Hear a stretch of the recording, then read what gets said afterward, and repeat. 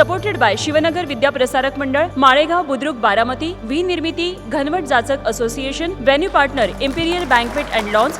बारामती विकास परिषदेमध्ये आपलं स्वागत. आणि आपण या चर्चासत्रामध्ये चर्चा करणार आहोत 3 मोठ्या उद्योजकांसोबत. हो मोठ्या कारण दिलीप भापकर सर जे आपल्यासोबत आहेत, डायरेक्टर व्हेरिटास इंजिनिअरिंग्स अँड इरेक्टर्सचे. नमस्कार सर. त्याचबरोबर मनोज टुपे सर जे चेअरमन आहेत रिअल डेअरी फॉर्च्यून डेअरीचे. त्याचबरोबर सुरेश शिवाजी परकले सर जे CMD आहेत स्वराज एंटरप्राइजेसचे.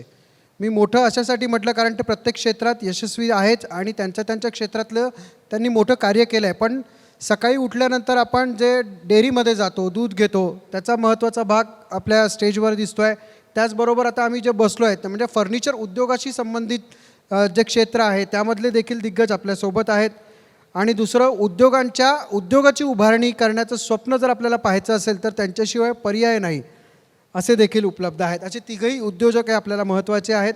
सुरेश सर, मी सुरुवातीला आपल्याकडे येतो की घरातलं ऑफिसमधलं फर्निचर हे खूप महत्त्वाचं असतं. ते घराला, ऑफिसला एक घर पण देतं, एक ऑफिस पण देतं. तर ते कशा पद्धतीने तुम्ही या क्षेत्रामध्ये आलात? सुरुवातीला म्हणजे अंजनगाव सारख्या जिरायत भागातून जन्म झालेला. त्यानंतर नोकरी केली. नोकरीतून पहिल्यापासून बिझनेसची आवड होतीच. मग थोडं सर्चिंग केलं कुठला बिझनेस करावा. त्यातून मग फर्निचर क्षेत्र निवडलं. कारण फर्निचर क्षेत्राला त्यावेळेस असं वाटलं की या क्षेत्रात संधी आहे. कारण प्रत्येक लग्न सराईत फर्निचर दिलं जातं किंवा घर बांधलं की दरवाजापासून किचनपर्यंत फर्निचर लागतंच. त्यामुळे फर्निचर क्षेत्र निवडलं. आणि नोकरी करत करत करणारा बिझनेस होता. मी जॉब करायचो पियाजोमध्ये. त्यामुळे मग फर्निचर क्षेत्रात आलो. पण त्याच्यासाठी काही विशेष कौशल्य असं तुम्ही केलं होतं आत्मसात की कशा पद्धतीने? मग ज्यावेळेस फर्निचर क्षेत्रात यायचं ठरवलं त्यावेळेस एक्झिबिशन अटेंड केली. नंतर स्टडी केला वूडबद्दल, म्हणजे जे फर्निचर लागणार रॉ मटेरियल आहे त्याचा स्टडी केला. आणि बेंगलोर, दिल्ली किंवा बाहेर चायनाला जाऊन, इटलीला जाऊन थोडी एक्झिबिशन अटेंड केली. मनोज तुपे सर, आपण मुळात शेतीशी जोडधंदा असं म्हणून जे आपण दुग्ध व्यवसायाला समजला जातो, तुम्ही त्या अशा डेअरी व्यवसायामध्ये आहात. तर मुळात ह्या व्यवसायात कशा अनुषंगाने आलात? म्हणजे आवड म्हणून आलात की पर्यायी व्यवसाय म्हणून ऑप्शन बघितलात की कशा दृष्टीने, म्हणजे काय दृष्टिकोन होता त्यामागे? ॲक्च्युली 1995 साली BSc केमिस्ट्री पास झाल्यानंतर मी ॲक्च्युली माझं शिक्षण जे आहे ते पूर्ण सातारा जिल्ह्यामध्ये झालं. पुसेगाव म्हणून तिथं गाव आहे. मामाच्या गावी माझं शिक्षण झालं, पहिली ते ग्रॅज्युएशन. त्याच्यानंतर BSc पासआउट झाल्यानंतर ज्यावेळेला मी बारामतीला आलो तर त्यावेळेला आदरणीय पवारसाहेबांच्या प्रेरणेतून आणि त्यांच्या मदतीतून एक सायबर डायनॅमिक्सचा मोठा दूध उद्योजक प्लांट इथं उभा करण्याची सुरुवात झाली होती. माझं क्वालिफिकेशन BSc केमिस्ट्री असल्यामुळं मी बारामती तालुका दूध संघाचा एक नंदन डेअरीचा प्लांट आहे माळेगाव येथे. तर ह्या ठिकाणी जाऊन मी 2 महिने फ्री ऑफ कॉस्ट तिथं मी ट्रेनिंग घेतलं विना वेतनाचं. आणि तिथून मी सगळं शिकून घेतलं. कारण आम्ही ज्यावेळेला BSc केमिस्ट्री होतो त्यावेळेला डेअरीचा D पण त्याच्यामध्ये माहीत नसतो. की विना वेतनाचं म्हणजे इंटर्नशिप होती की कसं होतं? नाही, फुकट जायचं सकाळ संध्याकाळ आणि शिकण्यासाठी ॲज अ ट्रेनिंग म्हणून. मग त्याच्यानंतर आमच्या BSc केमिस्ट्री करत असताना डेअरीचा D पण आम्हाला माहीत नव्हता त्यावेळेला. तर मग अगोदर मी ट्रेनिंग घेतलं. आणि 18 नोव्हेंबर 1995 साली ज्यावेळेला सायबर डायनॅमिक्समध्ये इंटरव्ह्यू चालू होत्या तर त्यावेळेला मी तिथं ओपन इंटरव्ह्यू दिली. त्यावेळेला मला 1200 रुपये पगारावरती जॉब मिळाला. आणि ज्यावेळेला जॉब करत असताना मला क्वालिटी कंट्रोल डिपार्टमेंटमध्ये काम करण्याचा चान्स मिळाला. त्याच्यानंतर मी चीज प्रोडक्शनमध्ये काम केलं. त्याच्यानंतर नेस्ले दहीमध्ये काम केलं. त्याच्यानंतर बटर अँड घी सेक्शनमध्ये काम केलं. तर हे करत असताना प्रत्येक सेक्शनचा, प्रत्येक प्रोडक्टचा मला अनुभव आला. आणि ज्यावेळेला डायनॅमिक्समध्ये नोकरी करत आम्ही होतो त्यावेळेला आम्हाला 8 तासाचा जॉब होता. आणि राहिलेले 16 तास आमच्याकडे शिल्लक असायचे. 8 तास स्लिपिंगसाठी भरपूर होते आणि 8 तास शिल्लक राहायचं. मग आम्ही ठरवलं की काहीतरी केलं पाहिजे कारण आपल्याकडे वेळ शिल्लक आहे. माझी पत्नी अनिता, तिला शिक्षण सेवक म्हणून 3000 रुपये जॉब भोर तालुक्यामध्ये वरोडी खुर्द म्हणून गाव आहे तर तिथं 3000 रुपये वेतन शिक्षण सेवक म्हणून जॉब मिळाला. त्यामुळं माझी फॅमिली, आई वडील तिच्याबरोबर तिकडं राहायला होते आणि मी इकडं बहिणीकडे राहत होतो. त्यामुळं पुरेसा वेळ होता. मग आपण ठरवलं की मिल्क पावडर ट्रेडिंगचा बिझनेस चालू करायचा. मिल्क पावडर ट्रेडिंगचा बिझनेस चालू करायचं म्हटलं की पैसे पाहिजेत. खऱ्या अर्थानं आज ह्या विकास परिषदेच्या माध्यमातून मी सांगेन की ठीक आहे, व्यवसाय चालू करत असताना पैशाची गरज असते, पण अशी एवढी पण गरज नाही तुम्हाला की मोठ्या प्रमाणात पैसे तुम्हाला उपलब्ध करण्याची गरज आहे. मला सांगण्यास आनंद होईल की मी हे जे काही पैसे उभे केले हे माझ्या आईचं मंगळसूत्र, माझ्या मिसेसचा लग्नात घातलेला नेकलेस, हे पैसे मी गोल्ड मोडून त्याचे 2 लाख उभे केले आणि त्याच्यातून मी मिल्क पावडर विकत आणली. आणि डेअरी आजूबाजूच्या डेअरींना मी तो मिल्क पावडरची 25 किलोची बॅग मोटरसायकलवरती बांधून आम्ही ती सप्लाय करत होतो प्रत्येक डेअरीमध्ये जाऊन. त्याच्यामध्ये मला वडिलांचं पण सहकार्य मिळालं. आम्ही डेअरी साहित्याचं दुकान एक बारामती स्थापन केलं. त्याचं ते वडील सर्व पाहत होते. असा आमचा हळूहळू व्यवसाय वाढत गेला. म्हणजे तुमची जर हरकत नसेल तर मी तुम्हाला हा प्रश्न विचारतो की 1200 रुपयापासून आज कुठपर्यंत पोहोचलात? 1200 रुपयेपासून तुम्हाला जर कॅल्क्युलेशन करायचं असेल तर आज मला रोज 2.5 CR 2.5 कोटीचं रोजचं दूध लागतं. इंटू 365 करा म्हणजे तुम्हाला लक्षात येईल की किती लागतात. म्हणजे हे त्यांचं गणित मलाही माहीत नव्हतं, पण मी मोठं का म्हटलं तर त्यांची जी मेहनत मी वाचली जेव्हा त्यांच्या माहितीसाठी मी म्हणजे घेत होतो त्यावेळेला असं वाटलं की ह्यांची मेहनत खूप वेगळ्या पद्धतीची आहे. म्हणूनच मी या तिघांबद्दल म्हणतो की खूप वेगळी असं त्यांनी केलेलं आहे आणि यामध्ये कुटुंबाची मोलाची तुम्हाला साथ लाभली. भापकर सर, मुळात उद्योगाच्या उभारणीसाठी एखादा कारखाना, एखादी वास्तू लागते. अशा वास्तू उभारण्याचा व्यवसाय तुम्ही साधारण करत आहात, तर कसा काय म्हणजे कसं सुचलं हे? सर, खरं तर ह्या उद्योगात येताना असं काहीच प्लॅनिंग नव्हतं की कारखाना किंवा ह्या क्षेत्रात यायचं. परिस्थिती अभावी या क्षेत्रात आलो. कारण शिक्षण 10वीच झाले. 10वीनंतर पर्याय नव्हता पुढे शिक्षण घेण्याला. म्हणून करायचं काय म्हणून 2 वर्ष शेती व्यवसाय केला. पण शेती व्यवसायात खरंच काही म्हणजे तसं पुढं जाऊ शकत नाही. म्हणून असं कोणाच तरी महाग लागून म्हणतात ना, कामाला घेऊन जा असं त्यांच्या 1 वर्ष फोर्स करून त्यांच्याबरोबर कामाला गेलो. तर फक्त एकच होतं की घरातून बाहेर पाऊल टाकताना एक विचार केला की एकदा बाहेर पडलं तर परत गावी फिरायचं नाही. कमीत कमी काहीतरी ध्येय ठेवून बाहेर निघायचं. मग बाहेर पडल्यानंतर मग एक स्ट्रक्चरल म्हणून आहे, लोखंड व्यवसाय म्हणतो आपण. तर त्याच्यात मी एक हेल्पर म्हणून कामाला गेलो. तर एकदा त्याची एक रुची किंवा आवड निर्माण झाली. त्या आवड निर्माण झाल्यानंतर कमीत कमी मी त्याच्या क्षेत्रामध्ये 18 वर्ष जॉब केला. 18 वर्षानंतर खरंच असं वाटलं की आपण पण हा व्यवसाय करू शकतो किंवा आपण उद्योजक म्हणून बाहेर पडू शकतो. तर त्याच्यानंतर बाकी बाहेर पडायचं तर त्याला आर्थिक परिस्थिती एवढी मोलाची नव्हती किंवा फायनान्स, ह्या सगळ्या गोष्टी जुळवून येणं मुश्किल होतं. परंतु मेहनत, जिद्द, चिकाटी आणि एक आत्मविश्वास आणि इमानदारी ह्या गोष्टीवर ठाम होतो. ह्या दृष्टिकोनातून बाहेर पडलो. बाहेर पडल्यावरती एकच ठरवलं की एकदा उतरलं तर रिटर्न फिरायचं नाही, काही हो पुढंच चालायचं आणि काही ना काही ध्येय सिद्ध करायचं. ह्या दृष्टीने बाहेर पडलो आणि बिझनेसमध्ये उतरलो. स्टार्टिंगला खूप अडचणी आल्या, त्रास झाले, भरपूर प्रसंग आले. परंतु म्हणतात ना की तुम्ही जर सरळ मार्गे चालला ना तर वरचा सुद्धा तुम्हाला 100% साथ देतो. तर 100% देवाची आणि बाकी सर्वांची साथ होती. म्हणून मी ह्या उद्योगात सक्सेस झालो आणि आज उद्योग हे स्ट्रक्चरल आणि PEB, त्याचं एक PEB इंडस्ट्रीज म्हणून म्हणतो आपण. तर त्यामध्ये मी आज एक चांगल्या सक्सेस लेवलला एक इंडस्ट्री उभा करू शकतो. पण साधारणतः कशा पद्धतीचं स्वरूप आहे तुमच्या व्यवसायाचं? आमच्या व्यवसायाचं स्वरूप म्हणजे मोठमोठे इंडस्ट्रीज आहेत. त्यामध्ये Mercedes Benz, Bharat Forge, Cummins company आहे, कारगिल आहे, गोदरेज आहे. ह्या कंपन्यांचे शेड असतात. तर कंटिन्यू ह्या कंपन्यांना 1 बाय 1 शेड एक्सटेन्शन लागतातच. तर ह्या क्षेत्रात आम्ही काम करतो. तर ह्या क्षेत्रात काम करत असताना कंपनीला एक्सटेन्शन जागा लागते. त्यावेळेस मग ते इन्क्वायरी करतात. त्यामध्ये टेंडरिंग असतं. तर त्याच्यात आम्ही टेंडरिंगला उतरलो की एक ते प्लॅन देतात की आम्हाला असं अशी बिल्डिंग पाहिजे. मग आमचे डिझायनर वगैरे मिटिंग करून ते डिस्कस करतात की असं प्रपोजल देतात. त्या हिशोबाने मग ते वर्किंग स्टार्ट होतं आणि त्यांना त्यांच्या हिशोबाने बिल्डिंग बांधून दिली जाते. तुम्ही म्हणजे आता तिघही जण यशस्वी आहात, पण तिघांनाही आव्हानं आपापल्या आयुष्यात आलेली आहेत. सर, तुमच्याकडे काय आव्हान आलं तुमच्या क्षेत्राशी? सुरुवातीला नोकरी करत होतो त्यामुळे भांडवल नव्हतंच. नंतर ज्यावेळेस बिझनेस चालू करायचा ठरवलं त्यावेळेस भांडवलाचा अभाव होता. पण घरातल्यांनी, थोरले बंधू, परत सासरे यांनी खूप सहकार्य केलं सगळ्यांनी, वहिनी वगैरे, मिसेसनं पण त्यात खूप सहकार्य केलं. म्हणजे अगदी घरातून थोडेफार पैसे सगळ्यांचे जमा करून बिझनेस सुरू केला. पण मी जॉबच करत होतो तरी मग बिझनेसवर बसायला पण कोण नव्हतं. त्यावेळेस विकास, माझा जो मेहुणा आहे तो नुकतंच 12वीतून बाहेर पडला होता. त्यानं पूर्ण बिझनेस सांभाळला. मी मग जॉब करून तिथं 4 तास बिझनेस बघायचो आणि भांडवलाचं मग तेव्हा बँकेचं काय लोन केलं, बाकीच्या काय उसने वगैरे करून घरातून काय असं करून बिझनेस उभा केला. पण बिझनेस उभा करताना मेन प्रॉब्लेम होता जागेचा. मग 200 स्क्वेअर फूटची जागा रेंटल घेतली आम्ही. सुरुवातीला 200 स्क्वेअर फूट जागा पण नव्हती कुठं, तर 200 स्क्वेअर फूटची जागा रेंटल घेतली. आज त्याचं रूपांतर 2 लाख स्क्वेअर फूटचं स्वतःचे फॅक्टरी आहे.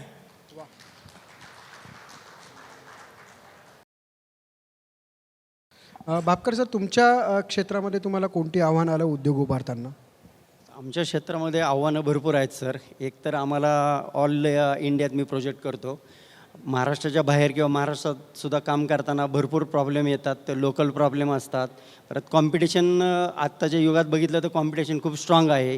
त्या कॉम्पिटिशनमध्ये उतरून काम मिळवणं, काम मिळाल्यानंतर त्याला काम सक्सेस करून देणं, त्याच्यानंतर काम सक्सेस केल्यानंतर पेमेंटसाठी फाईट देणं, ह्या सगळ्या गोष्टी भरपूर म्हणजे कंटिन्यूस ते चालू आहे. की तेवढं एक प्रोजेक्ट केला म्हणून थांबतं आहे असं नाही आहे. ते कंटिन्युटी ते आहेच. आता ते काय सवय झाली, त्यामुळे ते रोटेटमध्ये येऊन जातं. ते म्हणजे आव्हानांचं चक्र सुरूच असतं, त्यात आपण चालूच असतो. सर, तुम्हाला कशा पद्धतीचे आव्हानं आले? कारण डेअरी उद्योग म्हटलं की क्वालिटी हा मेन बेस असतो, तर काय सांगाल?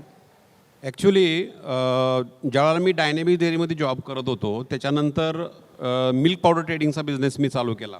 त्याच्यानंतर मिल्क पावडर ट्रेडिंग करत असताना मंथली 3 लाख रुपीज मला नेट प्रॉफिट मिळत होता आणि जॉबमधून मला 25 ते 30 हजार रुपये पर मंथ सॅलरी मिळत होती. तर त्याच्यानंतर मी डिसाईड केलं की आपल्याला जॉब सोडून द्यायचे आणि पूर्ण वेळ आपल्याला व्यवसाय करायचे.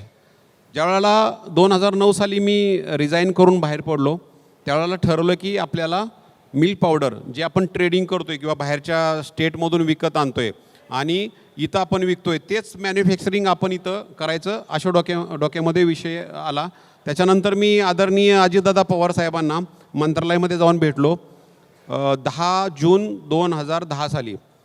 दादांना भेटल्यानंतर दादांना मी सांगितलं की मला बारामती MIDCमध्ये 5 एकराचा प्लॉट पाहिजे आणि मला तिथं एक डेअरी उद्योग उभा करायचे की जिथं मिल्क पावडर, बटर आणि बाकीचे अदर प्रोडक्ट मी बनवू शकतो.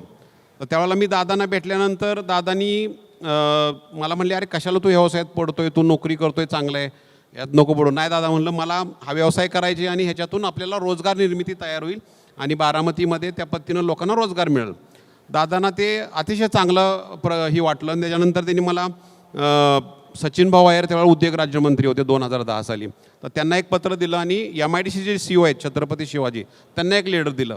लेटर दिल्यानंतर मला 6 महिन्यामध्ये ती लँड 5 एकर मागितली. अजितदादांनी मला 7.5 एकर लँड अलॉट केली. त्याच्यानंतर अलॉट केल्यानंतर आता विषय येतो की बँक लोन. माझा जो प्रोजेक्ट होता, मी महाराष्ट्रामध्ये किंवा इंडियामध्ये एकमेव असा एंटरप्रेनर किंवा ओनर आहे की ज्याच्याकडं 1 लिटर दूध स्वतःचं नसताना देखील 5 लाख लिटरचा प्लांट उभं करण्याचं स्वप्न मी बघितलेलं होतं.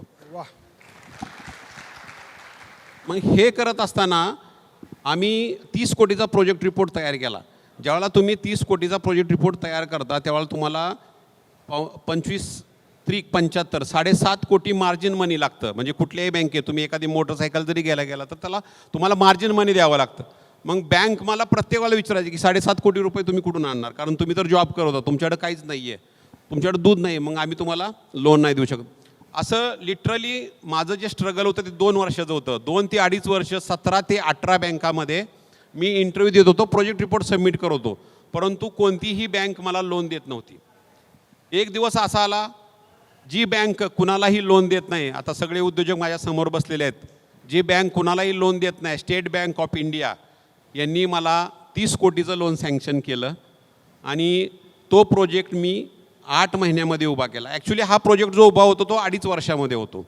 2.5 वर्ष हा काळ लागतो, परंतु ज्यावेळेला बँक तुम्हाला लोन देते त्यावेळेला मॉरेटरम पिरियड म्हणून एक प्रकार असतो की त्या 14 महिन्याचा मॉरेटरम पिरियड होता. त्याच्यामध्ये तुम्हाला 14 महिने फक्त इंटरेस्ट भरायचा असतो, प्रिन्सिपल अमाऊंट द्यायची नाही. तर त्यावेळेला मी ठरवलं की हा प्लांट आपण लवकर जर उभा केला तर आपल्याला प्रॉफिट लवकर जनरेट होईल आणि आपले लोनचे हप्ते थोडेसे उशिरा चालू होतील. त्यामुळे हा प्लांट मी 8 महिन्यामध्ये उभा केला. ॲक्च्युली माझ्या शेजारी भापकर साहेब बसलेत.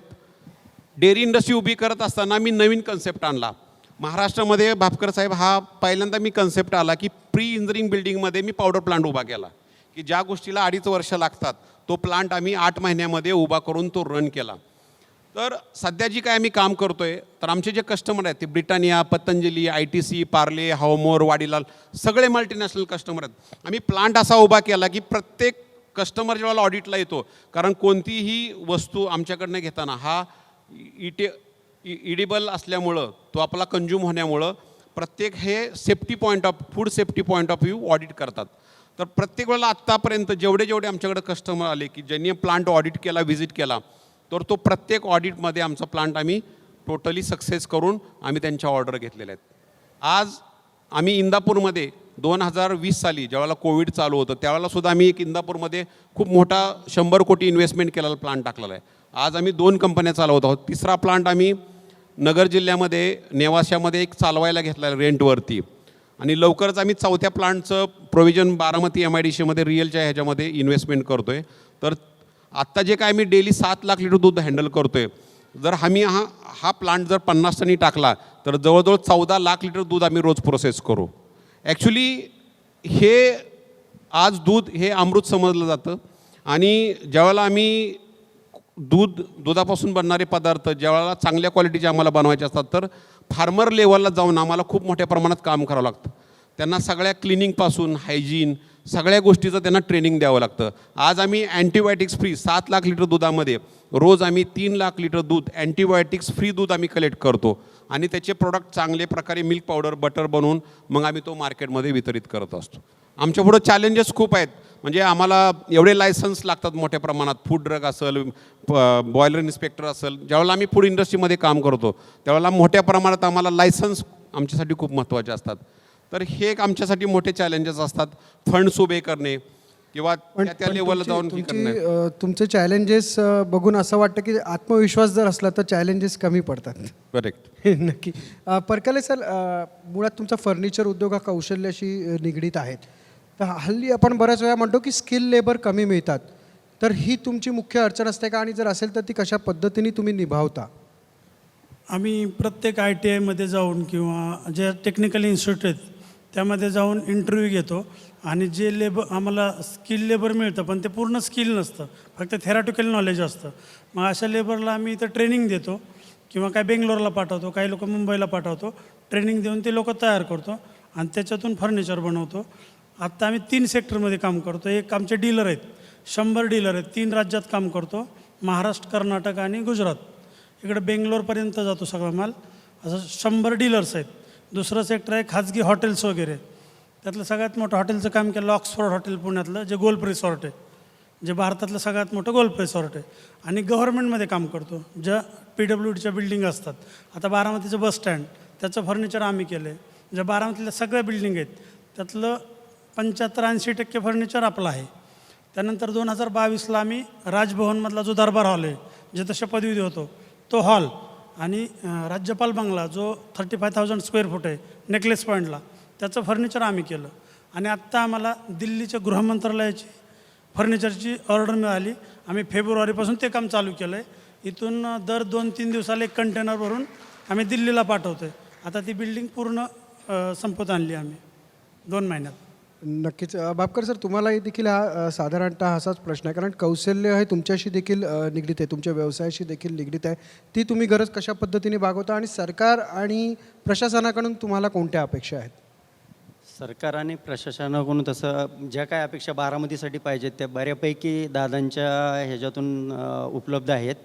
खरं तर आता प्रशासन आणि राजकीय नेते किंवा राजकीय मंडळी आणि उद्योजक ह्यांनी जर एकत्रित बसून जर हे प्रश्न सोडवले किंवा त्यांनी एक अशी मीटिंग घेतली 1-2 महिने किंवा 6 महिन्यातून, तर बऱ्यापैकी उद्योजकांना आणखीन गती येईल किंवा उद्योजक करणाऱ्यांना काहीतरी आणखीन नवीन अनुभव मिळतील. खरं तर मी तुम्हाला पुढचा प्रश्न असा तिघांनाही विचारणार होतो की काय तुम्ही प्रेरणा द्याल, तर तरुणांना काय सांगाल, पण मी तो तुम्हाला प्रश्न विचारणार नाही, कारण तुमची ही उत्तरं ऐकल्यानंतर किंवा आधीचे जे व्यावसायिक देखील बसले होते त्यांची उत्तरं ऐकल्यानंतर बऱ्याच वेळा जो प्रेक्षकांना किंवा प्रेक्षकांमधील काहींना प्रश्न पडलेला असतो की मराठी माणूस कुठे आहे, तर मराठी माणूस इथेही आहे. कारण तो मल्टीनॅशनल कंपन्यांना, जे काही मल्टीनॅशनल कंपन्या दिसतात त्याच्या मागचे, पडद्यामागचे कलाकार हे मराठी उद्योजकच असतात, हे या निमित्ताने नमूद करावं असं वाटतं. जो नवीन उद्योजक व्यवसायामध्ये येण्यासाठी इच्छुक आहेत त्यांना मला एवढंच सांगणं आहे की आज आम्ही तिघं जे बारामतीचे उद्योजक बसलेलो आहे, आम्ही तिघांनी पण जॉब केलेला आहे. म्हणजे मला आज ह्या परिस्थितीच्या माध्यमातून एकच सांगेन की ज्याला नवीन उद्योजक करायचे किंवा ज्याला व्यवसायाची आवड आहे त्यानं 5 ते 10 वर्ष त्या व्यवसायामध्ये नोकरी ही केलीच पाहिजे. कारण तुम्हाला त्यातले लॉस प्रॉफिट, लूपफॉल्स, सक्सेस फेल्युअर ह्या गोष्टी समजतात. तर जॉब केला तर तुम्ही फेल्युअर होण्याचे चान्सेस खूप कमी असतात आणि सक्सेस होण्याचे चान्सेस खूप जास्त असतात. त्यामुळं आज या बारामतीच्या विकास परिषदेमध्ये G24 तासनी जो काय आज प्रोग्राम अरेंज केला त्याबद्दल तुमच्या सगळ्यांचे खूप खूप आभार आणि आज आम्हाला बोलवलं त्याबद्दल खूप खूप धन्यवाद.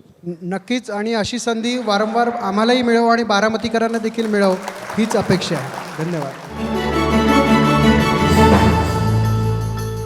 Supported by Shivnagar Vidya Prasarak Mandal, Malegaon Budruk Baramati, V Nirmiti, Ghanwat Jachak association, venue partner imperial banquet and lawns,